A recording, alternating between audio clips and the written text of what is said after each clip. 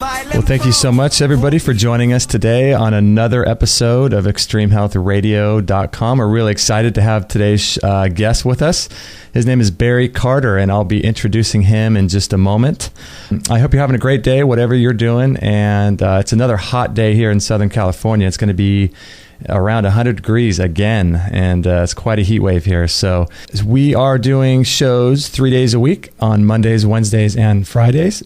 Today is Monday, October 1st, 2012, and this is episode number 15. Just so you know, you can find this show, the show notes, and the transcribed version at extremehealthradio.com/15. And if you have any questions for the guest, you can email them to me at justin@extremehealthradio.com, or you can call them in, leave a message, and we'll play it on the air. It's 949-391-7363. And today's show is brought to you once again by my favorite product, the Vitamix blender. It's the most amazing kitchen appliance we have. We love it. Use it 3 days a week and couldn't live without it. And so if you're in the market to buy a Vitamix, please consider doing it through us. We'll get a little commission, and that will help support our efforts. You can check that out at extremehealthradio.com/Vitamix. And I'll be introducing my guest in just one moment, but I wanted to talk a little bit about our upcoming show schedule. And next week, we've got Dr. Bob Marshall out of Austin, Texas. He's got a natural cure for just about everything. He's an amazing guy. And we've got Dr. Charles Partito on Monday, the 8th. He's the owner of the Ejuva Cleanse. So if you're looking to do some cleansing, some colon cleansing, check that show out. We've got Nina Silver, who does a lot of work, interesting work with energy medicine and using devices like Rife machines. It's just really incredible the work she's doing. And we've also got Nadine Artemis next week too, who's the owner of Living Libations. So let me just read a quick little bio of Barry Carter, and we'll introduce him and get going. He is a leading authority on a substance called Ormus. It's also known as the white powder of gold, the focus of Lawrence Gardner's Lost Secret of the Sacred Ark. And he's been working with Ormus elements since 1989, and he travels around the world giving presentations on the historic context, biological implications, increasing scientific documentation, and practical engineering applications of these extraordinary substances. Ormus elements are the precious metal elements in a natural non-metallic form. In this form, they're much more common than they are in the metallic form, and they exhibit strange properties like being able to disappear or levitate or pass through solid objects. And they seem to be related to the ancient alchemical materials and have been linked to the biblical manna, shewbread, King Solomon gold, and the Egyptian I don't even know how to say that word, discussed by Gardner. But nonetheless, Barry Carter is an expert in Ormus and the technology around that. So thank you, Barry, for joining us today on today's episode. My pleasure. So you're calling in from Oregon, is that right? Yes. I live in Eastern Oregon, also known as Eastern Oregon. Oh, are you guys getting heat waves up there like we are down here in California? Summer hasn't stopped. Oh, man, it's amazingly hot down here. So you have a website called subtleenergies.com, and on your bio it says that you've been working with Ormus since 1989. So I know you've told this story 1,000 times, but you ran into someone a long time ago that had poisoned himself with arsenic and lead. Is that right? A friend of mine, a guy named Jim, got his hands in some mine waste water. And this water somehow got into his body through his hands. And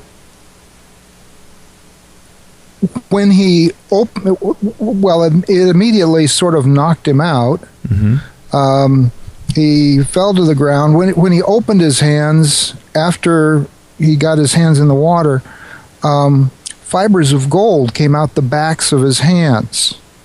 Now, this seemed a little bit odd at the time, and there was something apparently in his body that moved the Ormus elements toward their metallic form, and that may be what caused the lead and arsenic poisoning, but it may also be what saved him, because he he was sick for a year or more, but after that, I talked him into taking some hydrogen peroxide, just very small amounts mixed with water, and that seemed to help detox the toxic metals in his body.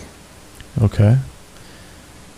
And so what happened after that? Did it clear right away, or did it take time? It took about 2 weeks. Okay. And so that was... Oh, sorry. And he pretty much was fully recovered in a month. Uh-huh. And then in 1995... that was back in 1989. In 1995, I heard about David Hudson and went to one of his lectures in Portland, Oregon, and took my friend Jim with me. He couldn't afford to go at the time, but I paid his way. And we learned more about Ormus, or basically we learned about what it was that caused the problem for Jim and why the problem resolved itself. Interesting. Now, David Hudson, is he still alive? Is he still with us? Oh, yes. He is. Okay. And he does primarily his work with Ormus or with other substances as well? Primarily works with what? Does David Hudson only work with Ormus, or does he work with other substances? Does he do other types of work as well? He's a cotton farmer, or was in Arizona. Okay. And he noticed while he was working on his cotton farm that there was these white materials that showed up in his soil, and he tried to get them assayed, and they wouldn't assay, and this triggered his exploration of them. He mostly worked with other chemists. He was not a professional chemist himself.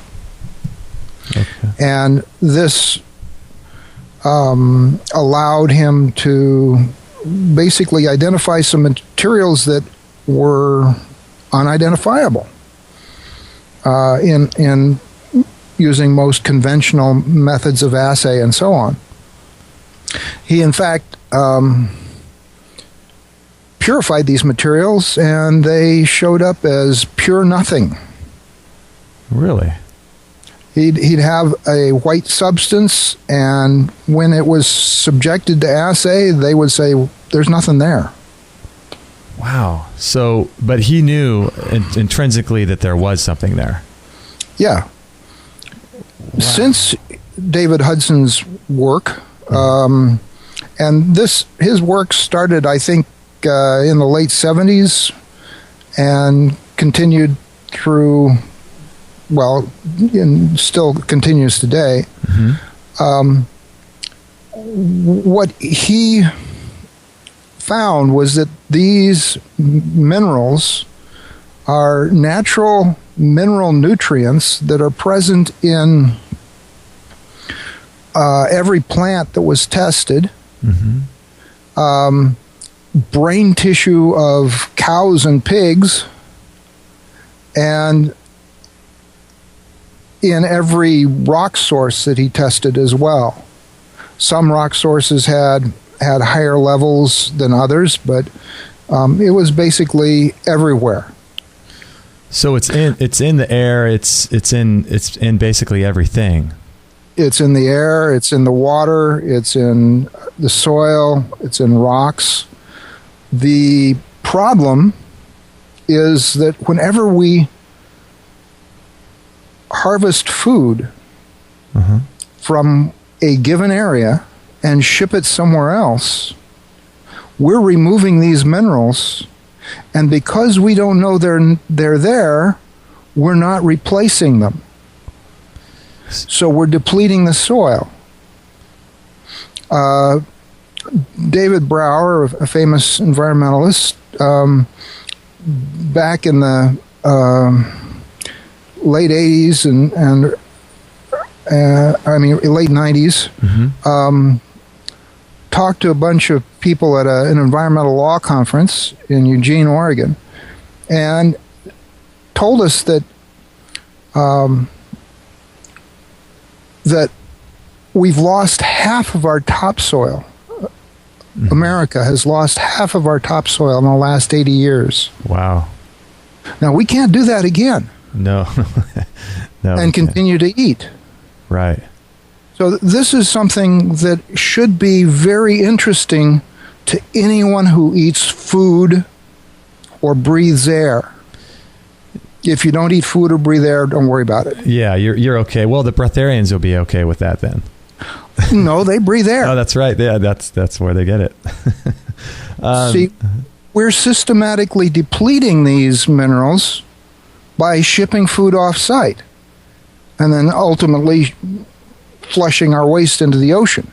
Now, when you say minerals, do you mean the Ormus state minerals or the actual minerals itself?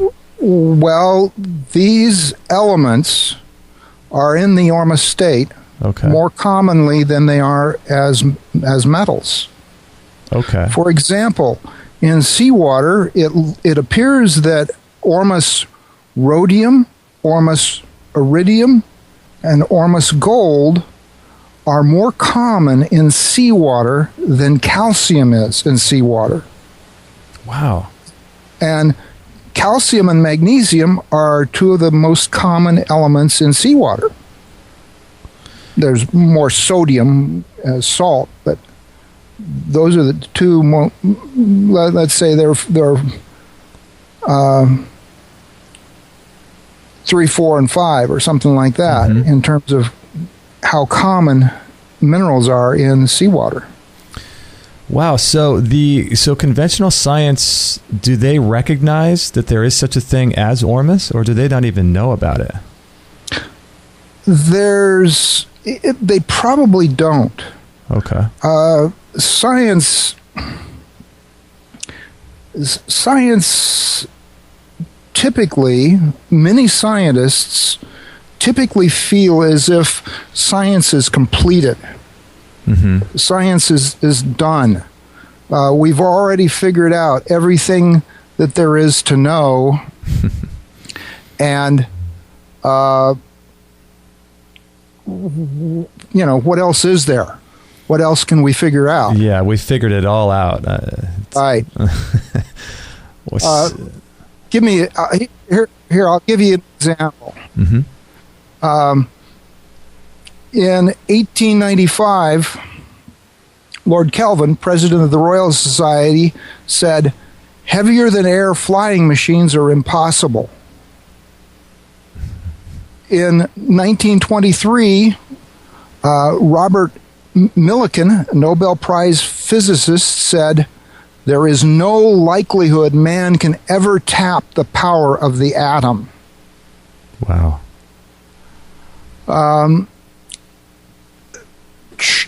Charles H. Duell, the director of the U.S. Patent Office, in 1899 said, "Everything that can be invented has been invented."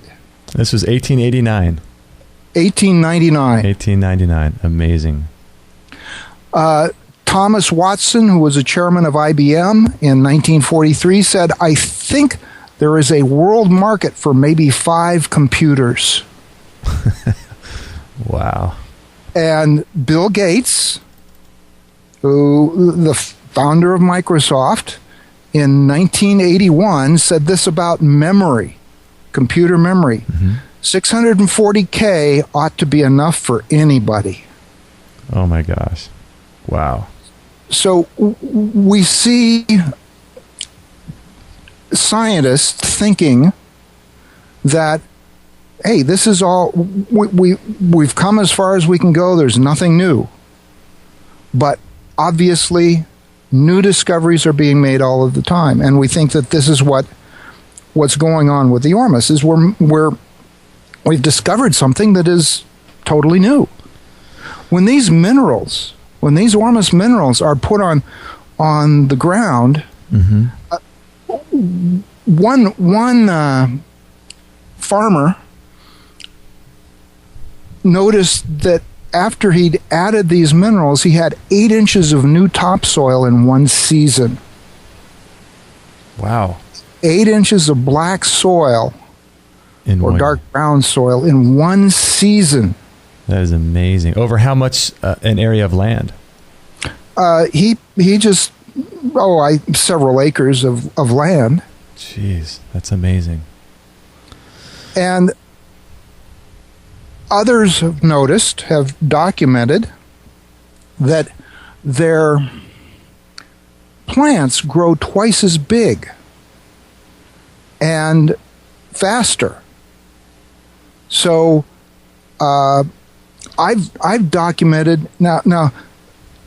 Realize that we're right at the beginning of our exploration of these minerals. Okay. We're just starting to get information about how important they are for health and the health of plants and animals and people. Mm-hmm. And I've noticed in my house that I water my house plants every 6 weeks instead of once a week, like I used to. Because of the Ormus. Because the Ormus minerals seem to provide the nutrients. When people, I don't know if you've heard of this, but there's a bit of an obesity epidemic. I've heard. And people when they don't get all the nutrients they need, they remain hungry. Mm-hmm. So you eat some sugary material and you're still hungry, and you eat more sugary material. This is good for the people who sell sugary material. Right. But it's not necessarily good for the people that eat it. And when we put Ormus into the food, people seem to eat less. Less food seems to do. I think I'm eating about half the food that I used to eat. I'm a lacto-vegetarian. Mm-hmm. I've been lacto-vegetarian since 1969 or 1970. Okay. I was a raw foodist for 3 years, starting in January 1st, 1970. Wow. And I've been mostly raw for most of the rest of my life. Mm-hmm. And when I started consuming Ormus supplements, I just noticed that I wasn't as hungry. I wasn't eating as much.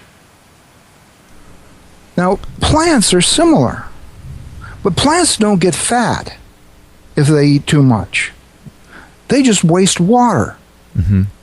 Plants transpire water into the air in order to pull more minerals in through their roots. The only way they can take more water in is by getting more water out through the air. So they waste water. So I think this is what's happening with our with plants. My plants in my greenhouse and in my windows and stuff around my house is that they just use a whole lot less water because they're not hungry as much. They're getting all the nutrients they need. They don't have to pull more nutrients in by wasting more water, transpiring more water through their leaves. And that's I would imagine, another good way to keep your soil completely, being depleted, because if the plants aren't needing to pull the minerals from the soil, if they're getting it from the Ormus, then it might keep your soil lasting longer as well, I'd imagine. Well, absolutely. Uh-huh. But still, we still harvest these plants and ship them somewhere else, depleting the minerals. Mm-hmm. So the best way to replace those minerals, I think, is to get some concentrate Ormus minerals from seawater by adding a little bit of sodium hydroxide, also known as lye. Lye is you can't eat lye by itself, but it is used in food processing, like olives are often soaked in a lye water. Okay. And you add this lye to the seawater, and you get a white precipitate, and that's the good stuff. And putting it on the farm or the garden or the lawn or something. I don't put it on my lawn because I don't like cutting my lawn. Right. But putting it on your garden or your food crops, it seems to double plant growth in 2 years. Wow. My plums in my front yard, on my tree in my front yard, this year were about 2.5 times the size of my neighbor's plums. Mine were ready to eat, theirs weren't. Wow. This is at the beginning of September. And furthermore, there was probably 5 to 10 times as many plums on my tree as on my neighbor's tree. My neighbor's tree is the parent tree of my tree. Wow, and it had less. That's amazing. And it's a smaller tree. My tree, the first 2 feet of my tree has 5 times the size, 5 times the volume of wood as the first 2 feet of my neighbor's tree. Wow, that's amazing. All right, so when we come back, we're going to take a short break, and I want to ask you a couple questions about, some of the practical uses of Ormus, and maybe how we can buy it or where we can make it, and how we can make it. And by the way, if you haven't seen these pictures on subtleenergies.com, Barry's got tons of pictures of his walnuts and other plants that he's got and fruits that he's grown with Ormus. So definitely check that out. And that's at subtleenergies.com or with Barry Carter. And we'll be right back after this break. Hi, this is Kate. Thanks for listening to the show. I want to tell you about this product I love called Heal Yourself 101 by Marcus Rothkranz. You can find it at extremehealthradio.com/heal. It's 192 pages, paperback or ebook. If you have any kind of health issues at all, whether you're overweight, having sleeping problems, thyroid issues, diabetes, heart problems, even autism, arthritis, MS, any chronic diseases, stomach issues, think of it as like the owner's manual for staying healthy. Once you learn how the body works, you can just prevent all major disease as well as recover from them without the use of medications that do more damage in the long run than, they do in the short run. So for $29, you can't go wrong. extremehealthradio.com/heal. Get yours today. Okay, we're with Barry Carter from subtleenergies.com talking about the substance known as Ormus. And I wanted to ask you, Barry, about a story that's on your website regarding a cat. I think you called him King Tut, and his tail, and the situation that happened after his tail. I'm not sure if it got bitten off or somehow he didn't have his tail, and then he used or you guys used Ormus on that cat. What happened was there was a lady, her name is Dana Dudley, and Dana's kind of a bit of a nerd or geeky. she's Dana put some Ormus on one side of her face, some Ormus oil, and not on the other, wondering if it would help tighten up her skin and reduce wrinkles.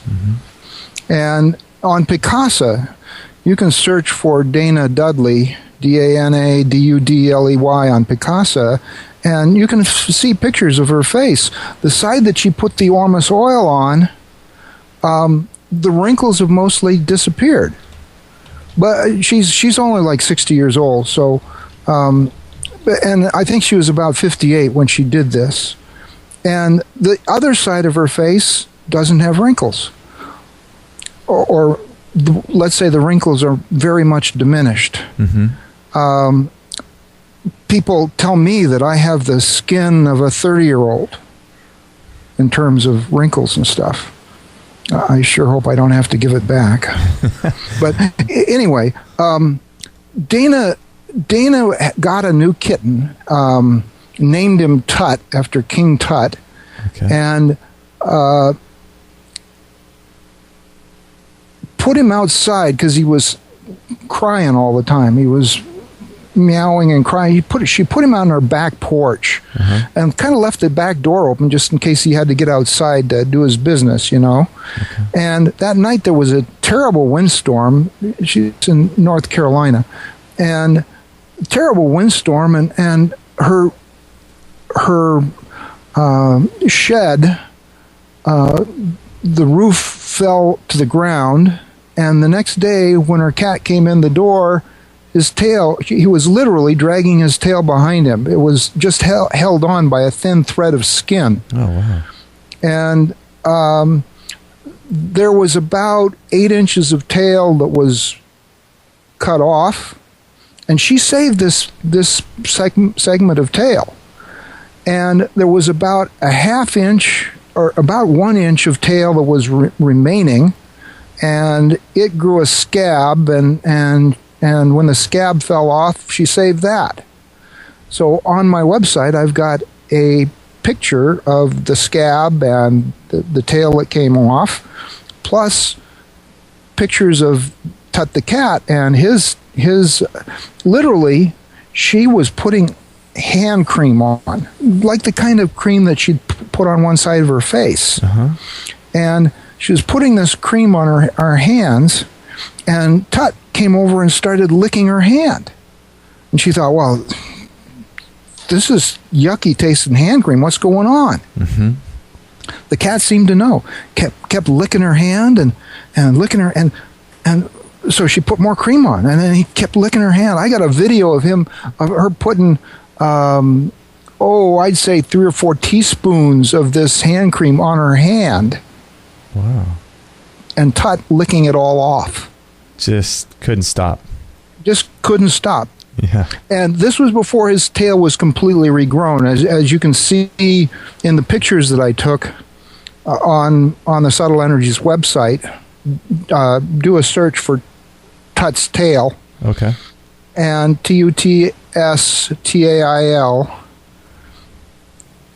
or Tale, either way.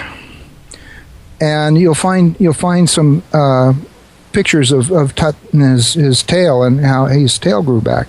Now, animals, some animals like lizards can regrow tails.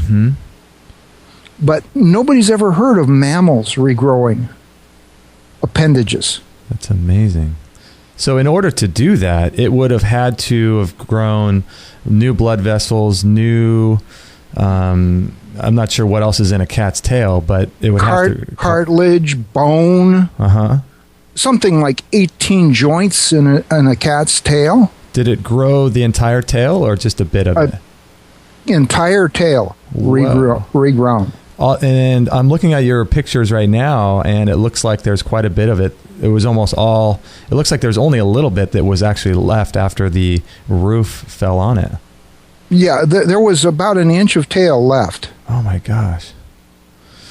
Wow. So have you had any experience or knowledge of maybe some anecdotal evidence of people using this to regrow? I mean, I know for me, I have a torn ACL in my knee that's not, it's not completely torn, which is a good thing, but it's also a piece of tissue that, according to doctors, doesn't regrow itself.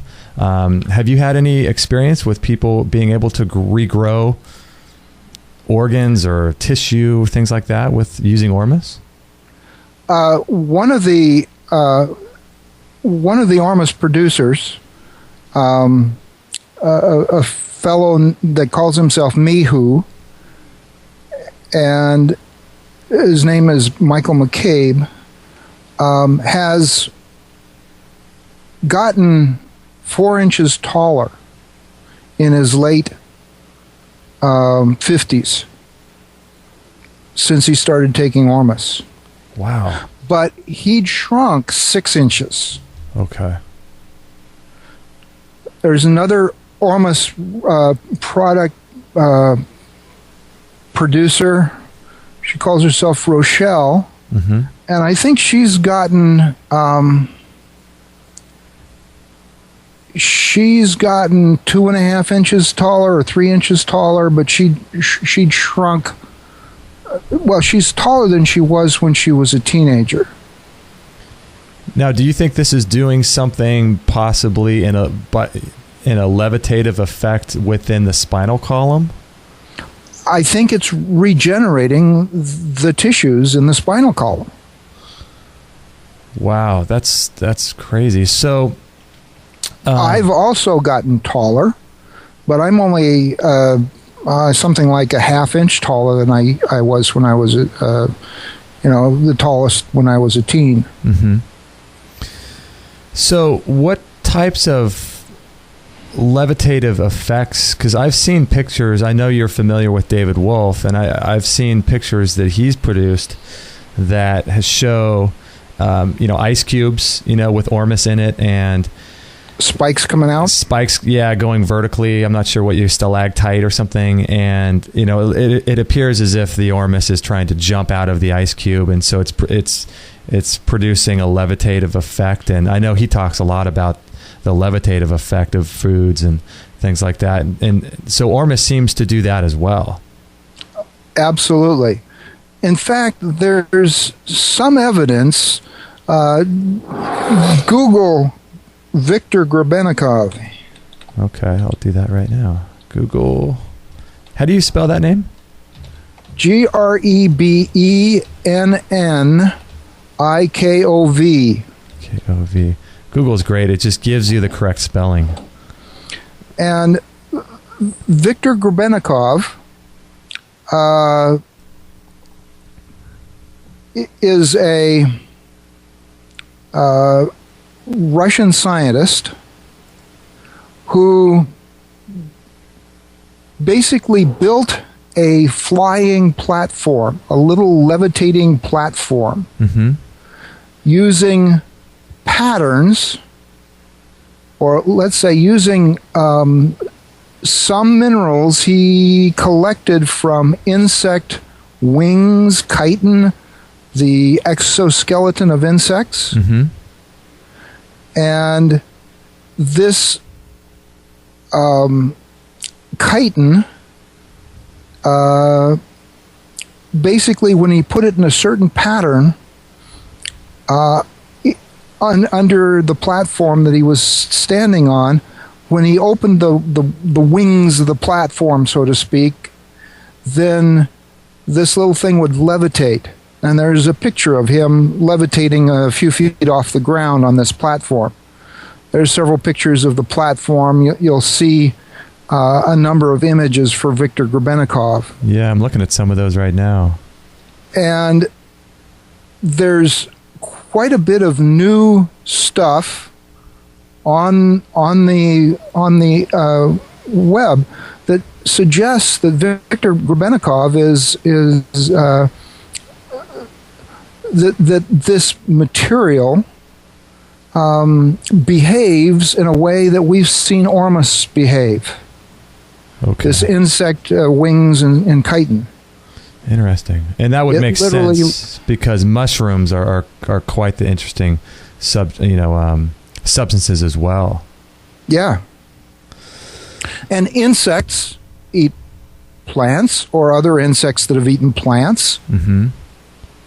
In fact, everything comes from the soil. All living things come from the soil. So if plants and animals concentrate these minerals, and these minerals have been, I have some video on my website of Ormus gold that I made, or that a friend made. My friend Jim made some Ormus gold, and I moved a magnet under it, and it levitates away from the magnet. It literally levitates on a magnetic field. Is the gold that you made, is that in a liquid form or in a powder form? This was a powder. Okay. Wow. And another fellow made some Ormus out of azomite, Azomite. Just Google Ormus and azomite, and you'll find a YouTube video of this stuff levitating away from a magnet. Basically, that's superconductive magnetic levitation. And these materials also seem to levitate away from our fingers and things like that as well.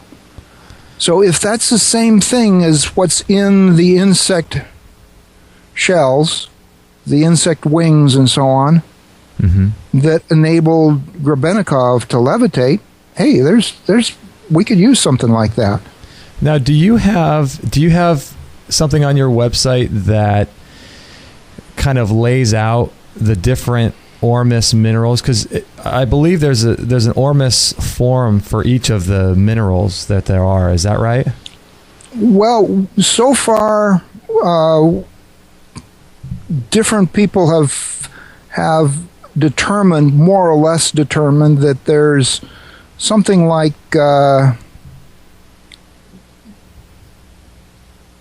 24 or 25 different elements that have an Ormus. Well, maybe 40 different elements that have an Ormus form. David Hudson says that many of the rare earth elements have an Ormus form. He didn't specify how many. And a gentleman in Australia converted 24 different elements into their Ormus form using the peroxide method. Hydrogen peroxide and hydrochloric acid will dissolve most metals, and these can be precipitated as a white precipitate, and that stuff has Ormus properties and is unassayable. Okay. And he did this on 24 different elements. So it looks like the Ormus elements, many of them are probably more common than their metallic form. So, you know what would be really interesting to do or to have as documentation would be if maybe there's something like this out there, or maybe it's on your website, but it would be really great if there were a chart that gave a list of all of the Ormus elements and because I know that Ormus copper, people use that for gray hair.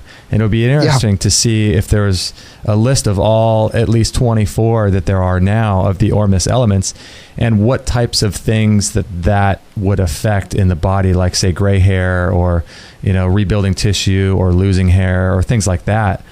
Do you know of such a thing that's out on the internet yet that's sort of similar to that? Just some reports by a gentleman we called the Essenes, and David Hudson's reports. Nothing has been really thoroughly documented and replicated yet. Okay. That's the big problem. Because we're still relatively, new and very early in our exploration of these minerals. Wow. So let me just take a quick break. We'll get that out of the way. And I want to ask you some of the questions as far as, what types of behavior that the Ormus will exude when you're working with it. I know you talked a little bit about that. But and then when we come back, we'll also talk about where people might be able to get some of this substance if they want to buy it or if they want to make it too. So we're with Barry Carter from subtleenergies.com, and we'll be right back after this break. I hope you're enjoying the interview so far and getting a lot out of it. I just wanted to tell you really quickly about a program by Chris Kresser called The Healthy Baby Code. And if you haven't heard of Chris Kresser, he's got a blog called chriskresser.com, and he's put together an amazing course on how to have a healthy baby and how to avoid things like autism and childhood diseases. And, a lot of kids get leukemia these days, and it's just, childhood diseases is rampant. And if you're looking to avoid all that and to have the healthiest baby possible, definitely check out the Healthy Baby Code. You can find it at extremehealthradio.com/babycode. And it comes with about 5.5 hours of video presentations. It comes with audio presentations so you can download them to your iPod. It's got hundreds of pages of resources materials, an ebook, and bonus files. You get all kinds of things like cheat sheets, meal plans, how to breastfeed, how long to breastfeed, natural birthing. He's got the whole thing just covered from A to Z in this course. So I highly recommend, if you're looking to get pregnant or if you already are pregnant, you got to check this out. It's The Healthy Baby Code by Chris Kresser. And again, you can find it at extremehealthradio.com/babycode. Okay, we are with Barry Carter from subtleenergies.com. And Barry, I wanted to ask you a sort of a selfish question about myself. I wanted to ask you, if I have a torn ACL, what form of Ormus would I take to best work with a torn ACL? Back in the 70s, when I first learned about vitamins and minerals, I found that everybody has different nutrient needs. Some people will be getting plenty of calcium and not enough magnesium. Mm-hmm. Others will be getting plenty of magnesium and not enough calcium. All of these minerals and vitamins, which are made of minerals, seem to interact and work together with each other. So I noticed that I didn't get enough calcium. So I took a calcium magnesium supplement, and it worked for me. Other people have no problem or had no problem with calcium. That was not a problem for them. But they had problems with not enough vitamin C or not enough bioflavonoids or different things work with different people. Mm-hmm. So what I always say is, you're unique, just like everyone else. What works for you is going to be different from what works best for other people. But one thing that seems to be true, there was a guy named Maynard Murray who discovered sea energy agriculture, mm-hmm. and he discovered that there were certain minerals in seawater that were really, really beneficial.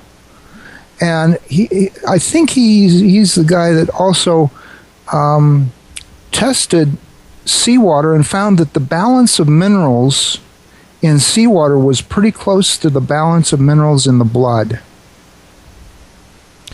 Yeah, I've heard that as well. I think it corresponds almost perfectly. Mm-hmm. And so that might be a good place to start. Okay. Now, what Ormus mineral was given to Tut, King Tut? He was given a product from Priestess Alchemy. Okay. Plus other things that I'm not really sure. Some sea minerals. I'm not really sure what the other product is. Okay. But on my website, subtleenergies.com/Ormus or MUS/TW as in the work, TW. Okay. /TW/sources.htm. Sources. You'll find a list of Ormus sources and Ormus providers. Oh, great. I was going to ask you about that. Okay. The newest ones are at the top. Okay. The oldest ones are at the bottom. Now, these have all been, I guess, tested or sources that you believe in and you stand behind, I guess. Right. These are all sources that some people have suggested they have good amounts of Ormus in them. Interesting, because I know there's a lot of products on the market that say there's Ormus in there, but there's really not. Well, it's my personal favorite hypothesis that 1/8 of the volume of the weight of all water is Ormus. 1/8 of the volume. Interesting. Not the volume, the weight. The weight. Wow. Water, a scientist in Australia calculated what H2O should weigh. Mm-hmm. If you burn hydrogen and oxygen, this is what it should weigh. He said it would be 7.2 pounds per gallon or something like that, or 7.3. Ordinary water, even distilled water, weighs 8.3 pounds per gallon. Okay. So there's something in water and nobody knows what it is. Nobody knows what it is just about the definition of Ormus. Right. It's kind of an unknown. People just, it's so complex and yet it seems so simple. Now, can you make Ormus by vortexing water? I know there's a guy, I forget what his, Ron Cousin. He does a... Absolutely, yes. A vortexing thing. And your Vitamix is a great way to do that. And how would you do that with water? Well, you vortex it in a magnetic field. Okay. And now we're not concentrating the Ormus in the water or the whatever we've got. We're energizing the Ormus. Okay. A little bit of energy is good.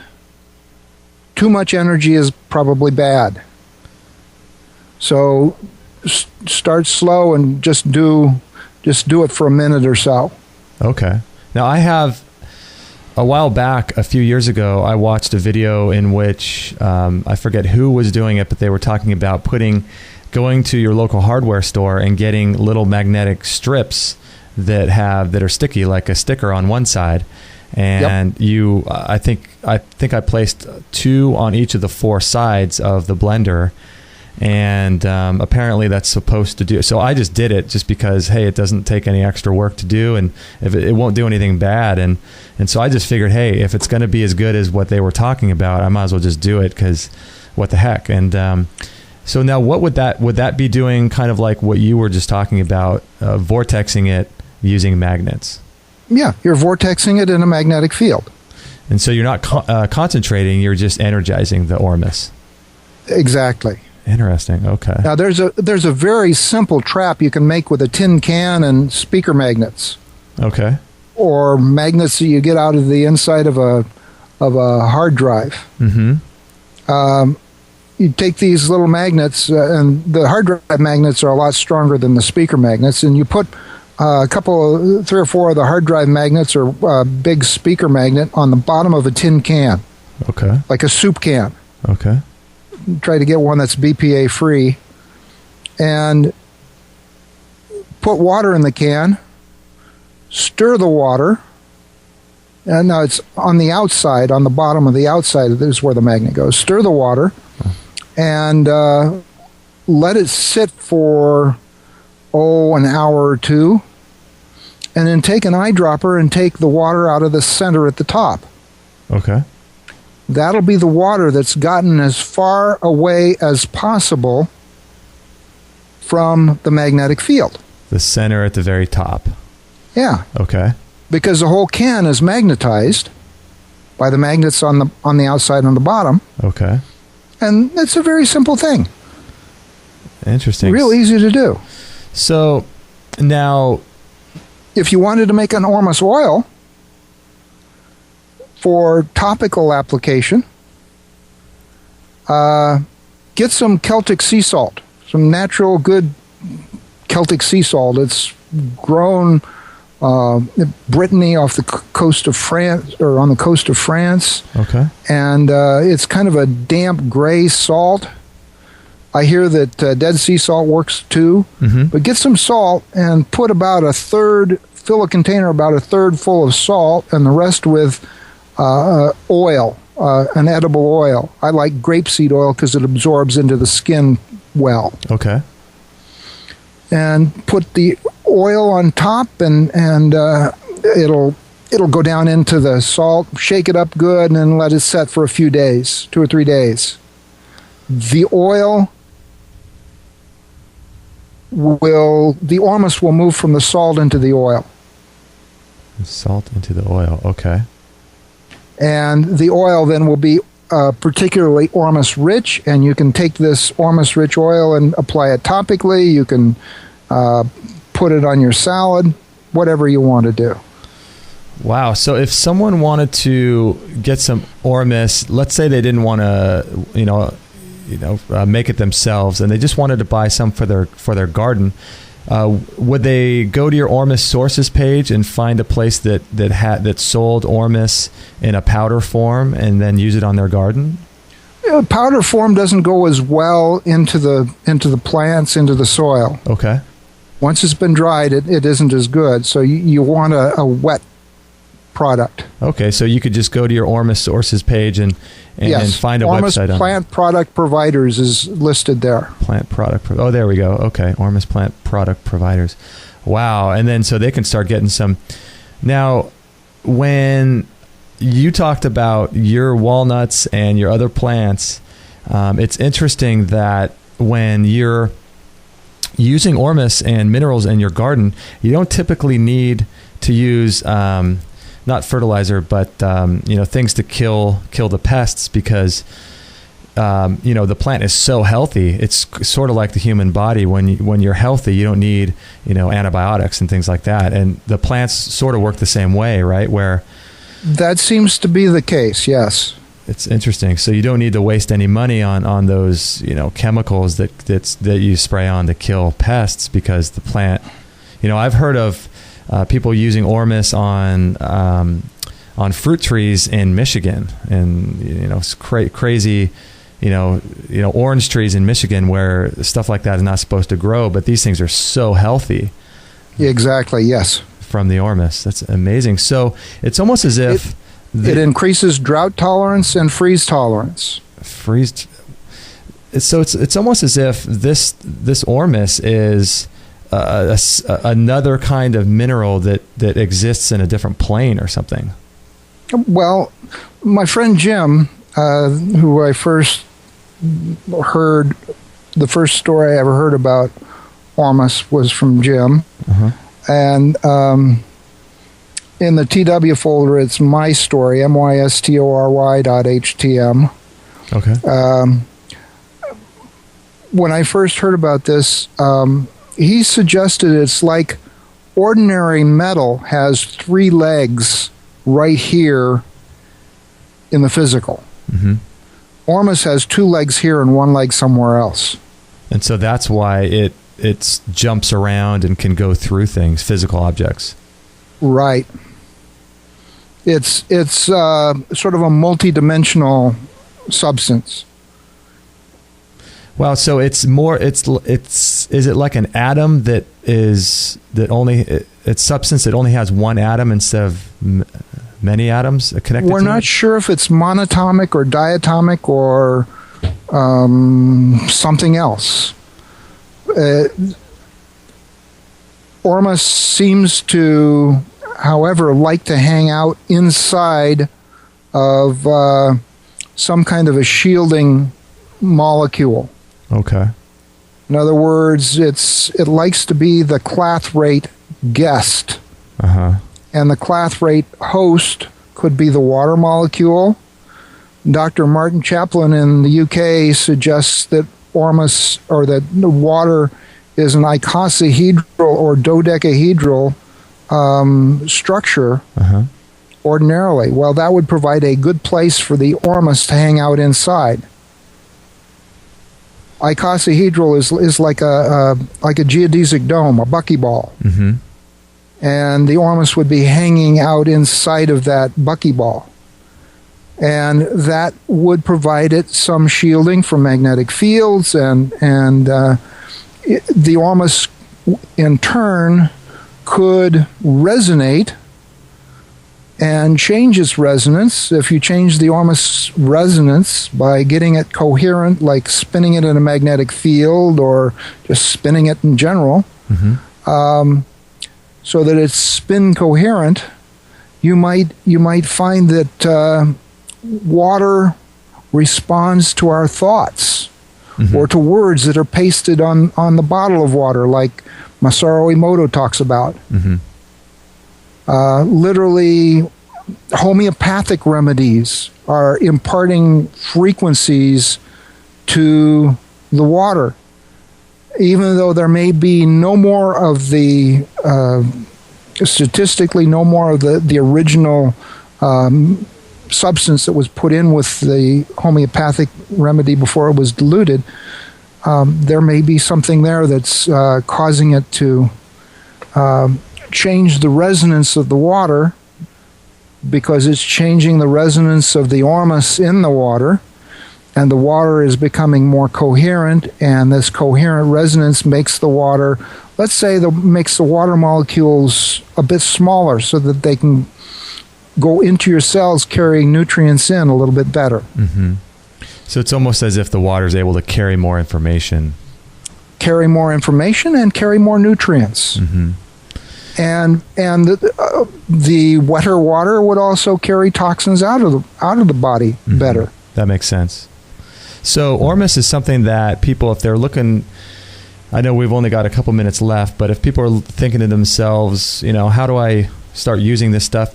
So one good way would be to purchase some of the products that are on the sources list on subtleenergies.com and use it on your garden and start growing some food with it. And then another way would be purchase some Ormus products that you could start ingesting and start noticing the differences and start seeing the results. And another good way is to make it yourself. Mm-hmm. And if you decide to do any of these things, it's going to be really, really helpful to everybody if you share, everybody that eats food or breathes air, if you share your information, your experiences with Ormus on some of the Ormus forums. Okay. You replace the word sources in the TW folder with forums.htm. Okay. There we go there. And you will find a list of Ormus forums around the world, some local, many of them are global. And some of the largest forums have like 4,000 people on them.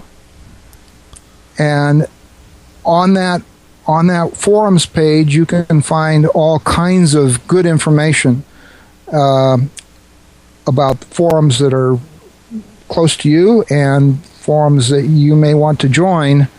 There's one forum specifically for plants, Ormus and plants. Another one for health. Another one for spiritual aspects. Another one for science.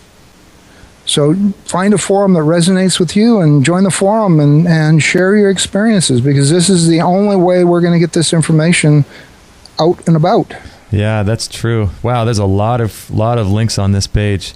So in wrapping up, Barry, what kinds of things are you working on? I know you're experimenting with Ormus probably every day, but what direction are you headed in?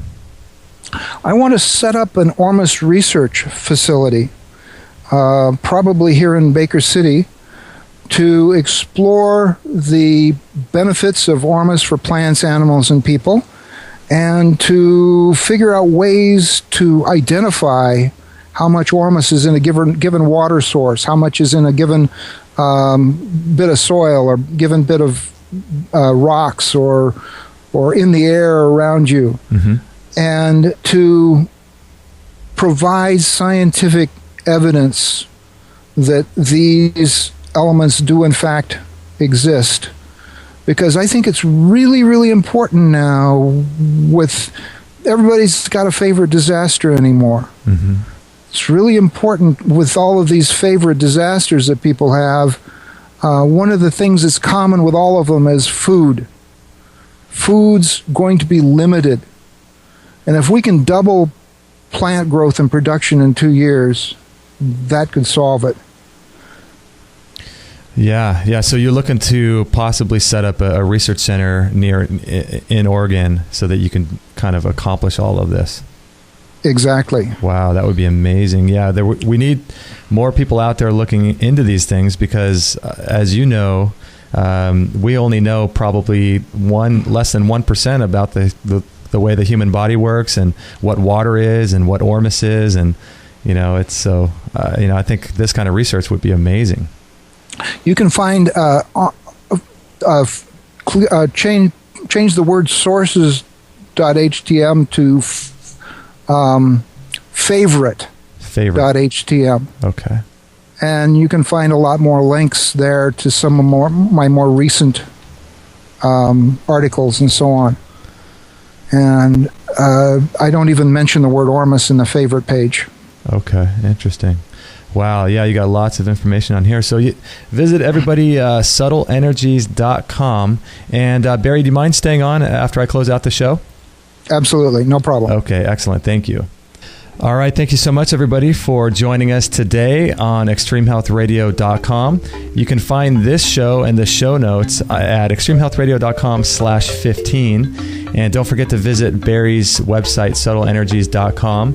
And if you found value in this show, could you do me a huge favor and click the like button on Facebook for this show, and like us on Facebook and follow us on Twitter, and maybe send the link out to your friends, because we're really, really relying on you guys to help spread the word of this kind of information and things like that. And so don't forget to visit our store. We've got lots of really great products like the Vitamix and Rebounders and e-products and all kinds of great stuff in our store. And if you'd like to donate, we accept donations. We're 100% listener supported, so feel free to donate. We would greatly, greatly appreciate that. So thank you so much for listening.